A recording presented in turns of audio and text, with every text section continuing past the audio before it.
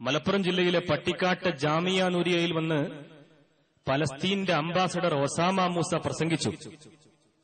ഞങ്ങൾ പലസ്തീനികൾക്ക് നിങ്ങളുടെ അഹമ്മദിനെ ഏറെ ഇഷ്ടമാണ് എന്നാണ് അദ്ദേഹം പറഞ്ഞത്.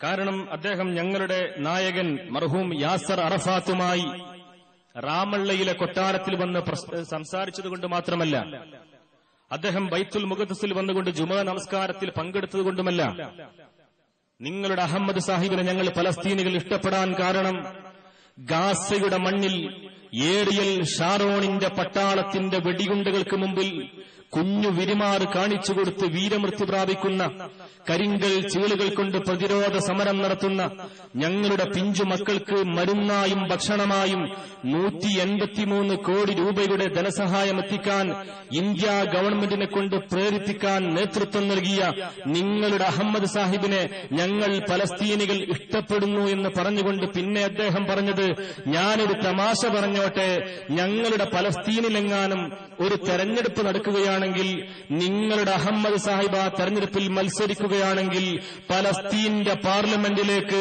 വമ്പിച്ച ഭൂരിപക്ഷത്തോടെ അഹമ്മദ് സാഹിബ് തെരഞ്ഞെടുക്കപ്പെടുക തന്നെ ചെയ്യുമെന്ന് പ്രഖ്യാപിച്ചത് ഉണങ്ങിയ അംസാക്കയല്ല, ഒസാമ മൂസയാണ്. സഖാവേ, ഒസാമ മൂസ. ആ അഹമ്മദ് സാഹിബിനോളം മുസ്ലിം ലീഗ് രാഷ്ട്രീയ പാർട്ടി ഇന്ന് ഇന്ത്യൻ രാഷ്ട്രീയത്തിൽ നിറഞ്ഞു നിൽക്കുകയാണ്. ആ ലീഗിനെ തകർക്കാൻ, ആ ലീഗിനെ നിഷ്കാസനം ചെയ്യാൻ, ഇല്ലായ്മ ചെയ്യാൻ ആവുവോളം ആവനാഴിയിലെ ബ്രഹ്മാസ്ത്രമെടുത്ത് പയറ്റി മാർക്സിസ്റ്റ് കുബുദ്ധികൾ കഴിഞ്ഞ തെരഞ്ഞെടുപ്പിന്റെ കാലഘട്ടത്തിൽ എന്തൊക്കെ പുകിലായിരുന്നു. മലപ്പുറം കത്തി, കരിം പൂച്ച, സൂഫിയ മദനി, ഉമാ ഉണ്ണി, അവസാനം പിണറായി ശവമായി. ലീഗില്ലാത്ത പാർലമെന്റ് എന്നാണ് പിണറായി പ്രവൃത്തികൾ ഊറ്റം കൊണ്ടത്. മുസ്ലിം ലീഗില്ലാത്ത പാർലമെന്റ്, സ്വതന്ത്ര ഇന്ത്യയിൽ ലീഗില്ലാത്തൊരു പാർലമെന്റും ഉണ്ടായിട്ടില്ല. 951 ഒന്നാം തെരഞ്ഞെടുപ്പ് മുതൽ 15ാം ലോക്സഭാ തെരഞ്ഞെടുപ്പ് വരെ മുസ്ലിം ലീഗിന്റെ പ്രതിനിധികളില്ലാത്ത ഒരു പാർലമെന്റും ഇന്ത്യ മഹാരാജ്യത്ത് ഉണ്ടായിട്ടില്ല. എന്നാൽ ലീഗില്ലാത്ത പാർലമെന്റ് സ്വപ്നം കണ്ട പിണറായിയുടെ പാർട്ടി ഇല്ലാത്ത തെരഞ്ഞെടുപ്പ് പാർലമെന്റ് ഇന്ത്യ മഹാരാജ്യത്ത് ഉണ്ടായിട്ടുണ്ട് 977. എന്തിനേറെ ഇന്ത്യ ഭരിക്കുന്ന നാഷണൽ കോൺഗ്രസിന്റെ ഒരു പ്രതിനിധി പോലും കേരളത്തിൽ നിന്നില്ലാത്ത തെരഞ്ഞെടുപ്പ് ഉണ്ടായിട്ടുണ്ട് 14ാം ലോക്സഭാ തെരഞ്ഞെടുപ്പിൽ. എന്നാൽ ആ തെരഞ്ഞെടുപ്പിലും പൊന്നാനി എന്ന പൊന്നാപുരം കോട്ട തകരാതെ തളരാതെ സൂക്ഷിക്കാൻ മുസ്ലിം ലീഗിന്റെ അഖിലേന്ത്യാ പ്രസിഡന്റ് ഇ അഹമ്മദ് സാഹിബിന് സാധിച്ചുവെങ്കിൽ മുസ്ലിം ലീഗില്ലാത്ത ഒരു പാർലമെന്റ് ഖിയാമത്ത് നാൾ 1-ാം തീയതി വരെ ആരും സ്വപ്നം കാണേണ്ട ആവശ്യമില്ല എന്ന് തെളിയിക്കുന്ന ജാജ്വല്യമാനമായ വിജയമാണ് കഴിഞ്ഞ തെരഞ്ഞെടുപ്പിൽ മുസ്ലിം ലീഗ് രാഷ്ട്രീയ പാർട്ടിക്കും ഐക്യജനാധിപത്യ മുന്നണിക്കുമുണ്ടായത്. എവിടെയും മുസ്ലിം ലീഗ് തരംഗമാണ്. മഹാനായ CH മുഹമ്മദ് കോയ സാഹിബ് പതിറ്റാണ്ടുകൾക്ക് മുമ്പ് പറഞ്ഞ ആ കാലഘട്ടത്തിലേക്കുള്ള നടന്നെടുപ്പാണിത്. CH പണ്ട് പറഞ്ഞില്ലേ, ഹിമാലയ സാനുവിന്റെ മുകളിൽ നിന്ന് ആരെങ്കിലും മുസ്ലിം ലീഗ് എന്ന് വിളിച്ചാൽ കന്യാകുമാരിയുടെ തീരത്ത് വെച്ച് സിന്ദാബാദ് വിളിക്കാൻ എന്റെ പാർട്ടിക്കാളുണ്ടാകുന്ന കാലമുണ്ടാകും എന്ന് സ്വപ്നം കണ്ട CHന്റെ പാർട്ടി. പൂർണ്ണ ഗർഭിണിയായ ഒരു സ്ത്രീയുടെ അരികിൽ വന്നിട്ടാരെങ്കിലും മുസ്ലിം ലീഗ് എന്ന് വിളിച്ചാൽ ഗർഭസ്ഥാവസ്ഥയിലുള്ള ശിശു കൈ മുഷ്ടി ചുരുട്ടി സിന്ദാബാദ് വിളിക്കുന്ന കാലം എന്റെ പാർട്ടിക്കുണ്ടാകുമെന്ന് സ്വപ്നം കണ്ട CHന്റെ പാർട്ടി.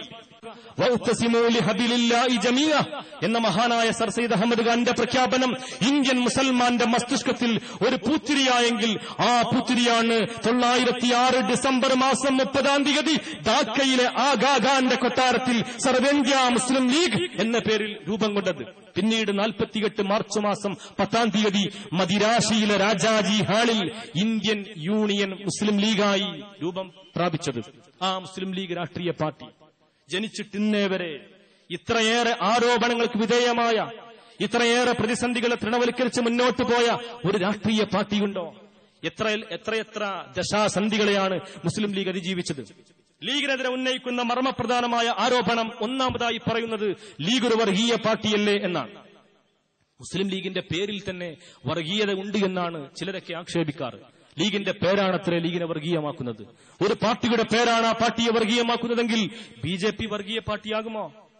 992 ഡിസംബർ മാസം 6-ാം തീയതി ഇന്ത്യൻ മുസൽമാന്റെ കൽബായ ബാബരി മസ്ജിദ്, ഇന്ത്യൻ മതേതരത്വത്തിന്റെ താഴികക്കുടമായ ബാബരി മസ്ജിദ് തച്ചു തകർക്കാൻ കർഷകർക്ക് നേതൃത്വം നൽകിയ ലാൽ കൃഷ്ണൻ അദ്വാനിയുടെ, മുരളി മനോഹർ ജോഷിയുടെ, അടൽ ബിഹാരി വാജ്പേയിയുടെ പാർട്ടിയാണ് BJP. ആ ബിജെപിയുടെ full form Bharatiya Janata party എന്നല്ലേ? എവിടെ വർഗീയത? ഇന്ത്യയുടെ മഹാനായ രാഷ്ട്രപിതാവ് ഭാരതമാകുന്ന കാഞ്ചന കിണ്ണത്തിൽ സ്വതന്ത്രമാകുന്ന പാൽപായസം വിളമ്പിത്തുന്ന നമ്മുടെ ബാപ്പുജി, മഹാനായ മോഹൻദാസ് കരംചന്ദ് ഗാന്ധിജിയുടെ വിരുമാറിലേക്ക് വെടികുണ്ട ഉതിർത്ത നാഥുറാം വിനായക് ഗോഡ്സെയുടെ നേതൃത്വം സിദ്ധിച്ച RSS വർഗീയ പാർട്ടിയാകുമോ? രാഷ്ട്രീയ സ്വയം സേവക് സംഘ് എന്നല്ലേ RSSന്റെ ഫുൾ ഫോം? പേരാണ് ഒരു പാർട്ടിയെ വർഗീയമാക്കുന്നതെങ്കിൽ നാസർ മദനിയുടെ PDP വർഗീയ പാർട്ടിയാകില്ല, SDPI വർഗീയ പാർട്ടിയാകില്ല. പേരല്ല, ആ പാർട്ടിയുടെ പ്രവർത്തനം നോക്കിയിട്ട് വേണം നിങ്ങൾ ആ പാർട്ടിയെ വിലയിരുത്താൻ. C for Christian, H for Hindu, M for Muslim, CHM Koya എന്ന് പറഞ്ഞാൽ ക്രിസ്ത്യൻ, ഹിന്ദു, മുസ്ലിം കോയയാണ് എന്ന് പ്രഖ്യാപിച്ചത് BJPയുടെ നായകൻ KG മാരാറായിരുന്നുവെങ്കിൽ ആ CHന്റെ പാർട്ടിയെ ചൂണ്ടിക്കിട്ടാണ് വർഗീയ പാർട്ടിയെന്ന് ആക്ഷേപിക്കുന്നത്. ആദ്യമായൊരു ഹരിജനായ മനുഷ്യനെ കേരളത്തിന്റെ പോലീസ് സൂപ്രണ്ടാക്കിയത് നമ്മുടെ CH ഈ സംസ്ഥാനത്തിന്റെ ആഭ്യന്തരം കൈകാര്യം ചെയ്യുമ്പോഴാണ്. ആദ്യമായൊരു ഹരിജനായ മനുഷ്യൻ കേരളത്തിന്റെ പോലീസ് IG ആയി മാറിയത് നമ്മുടെ കോയ സാഹിബ് ഈ സംസ്ഥാനത്തിന്റെ മുഖ്യമന്ത്രി പദം അലങ്കരിക്കുമ്പോഴാണ്.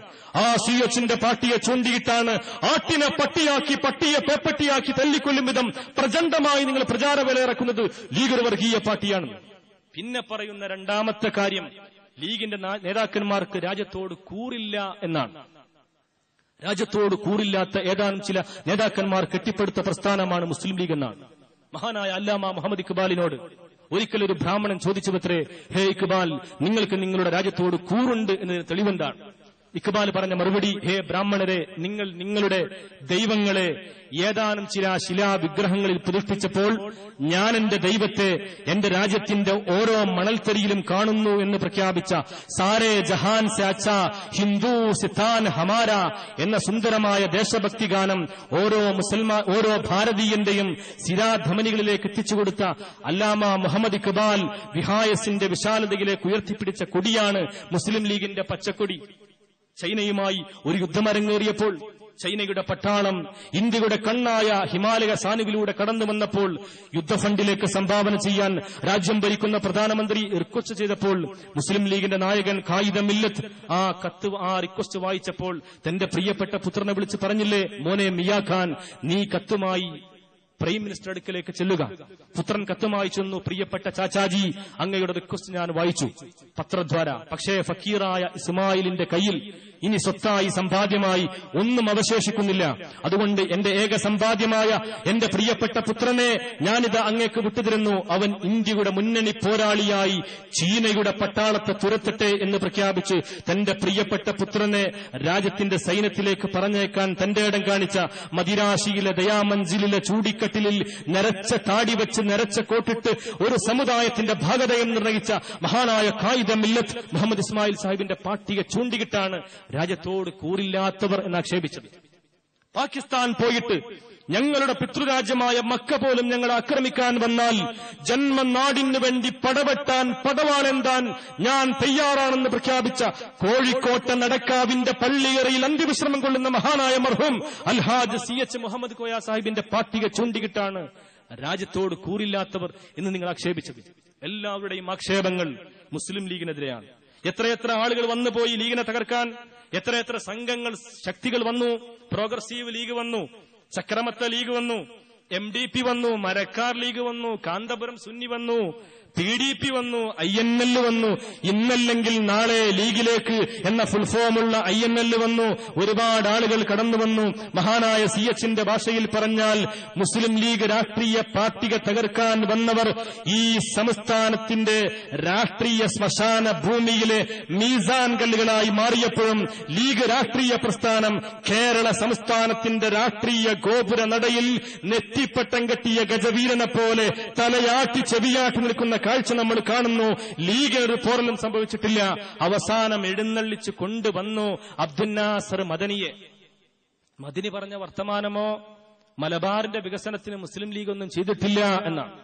മലബാറിന്റെ വികസനത്തിന് മുസ്ലിം ലീഗ് ഒന്നും ചെയ്തില്ല എന്ന് പറഞ്ഞ മദനി ജനിക്കുന്നതിനും എത്രയോ വർഷങ്ങൾക്ക് മുമ്പ് 48-ൽ മദിരാശിയിൽ പിറന്ന മുസ്ലിം ലീഗ് രാഷ്ട്രീയ പാർട്ടിയെ ചൂണ്ടിക്കിട്ടാണ് ഇരുട്ടത്ത് കരിമ്പൂച്ചയെ തപ്പുന്നത് പോലെ ഞങ്ങളുടെ 3 മക്കൾ ഇസ്ലാമിന്റെ ഭാഷയ്ക്ക് വേണ്ടി, ഖുർആന്റെ ഭാഷയ്ക്ക് വേണ്ടി, ബാങ്കുലിയുടെ ഭാഷയ്ക്ക് വേണ്ടി സമരം ചെയ്തപ്പോൾ മുസ്ലിം യൂത്ത് ലീഗിന്റെ സമരത്തിന്റെ പരിണിത ഫലമായി മൈലാപ്പറമ്പിൽ മജീദും തേഞ്ഞിപ്പാലത്ത് റഹ്മാനും കാളിക്കാവിലെ കുഞ്ഞിപ്പയും മലപ്പുറത്തിന്റെ ചമ്മണ്ണിൽ ചങ്കില ചോര കൊണ്ട് ചമ്പരത്തി പൂക്കൾ വിരിയിപ്പിച്ചു വീരമൃത്യു പ്രാപിക്കുമ്പോൾ കൊല്ലം ജില്ലയിലെ കരുനാഗപ്പള്ളി താലൂക്കിലെ ശാസ്താംകോട്ട പഞ്ചായത്തിലെ ICS ജംഗ്ഷനിൽ വള്ളി ട്രൗസറിട്ട് കോട്ടി കളിച്ച് നടന്ന മിസ്റ്റർ മദനി, താങ്കൾക്ക് മുസ്ലിം ലീഗിനെ കുറിച്ച് പറയാൻ അധികാരമില്ല, അവകാശമില്ല.